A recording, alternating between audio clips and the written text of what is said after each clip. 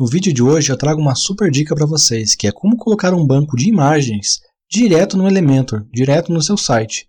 De maneira bem fácil e é gratuito.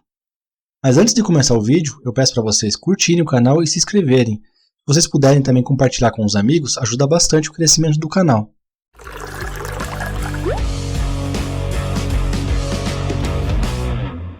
Então bora lá.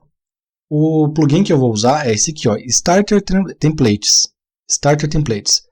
Você também pode entrar aqui em plugins, aqui ó, clicar em adicionar e se você tiver alguma dúvida, você coloca o meu nome aqui, é William Ricardo, e coloca pegar plugins, que vai aparecer a minha lista de plugins. Daí é só você vir e ativar todos que você quiser. Ele está aqui, ó. Ou você pode vir aqui na busca também, ó, do WordPress, clicar aqui, ó, Starter Plugins, fazer a busca e vai aparecer ele. Ele é bem facinho de usar, tá? Bem prático mesmo. Você vai poder clicar nele aqui, instalar, né? Ativa.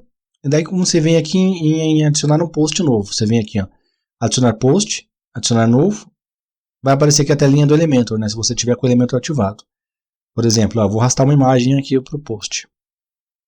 Uma imagem simples, ó. Eu vou clicar nela aqui, ó, escolher a imagem. E tá aqui já, ó. Olha que maravilha. Olha que coisa maravilhosa, ó. Só clicar aqui, ó, na imagem que eu escolhi. Olha só. Save e Insert. Você clica aqui, ó, em cima, tá? O botãozinho. Ele já vai fazer o download lá do banco de dados e vai inserir no seu site. Ó, vamos trocar de imagem. Pegar essa barraca aqui, ó. Não, vou pegar uma aqui, ó. Aqui, ó. Vamos pegar aqui esse cadeado aqui, ó. Inserir mídia. Ah, não, eu tinha clicado antes ali. Tem que primeiro clicar lá, ó, e é Save e Insert, senão ele vai clicar nessa daqui que eu tinha clicado aquela hora. Que estava aqui, ó, desmarcar ela aqui. Ó, tem que clicar nela aqui e olha que legal esse Opala. É um Opala? Não, não é um Opala. Olha esse carro lindo. Parece um Opala, né, mas não é. Sempre clicar aqui, ó, lembrando de Save e Insert, que ele vai baixar primeiro a imagem e depois vai inserir.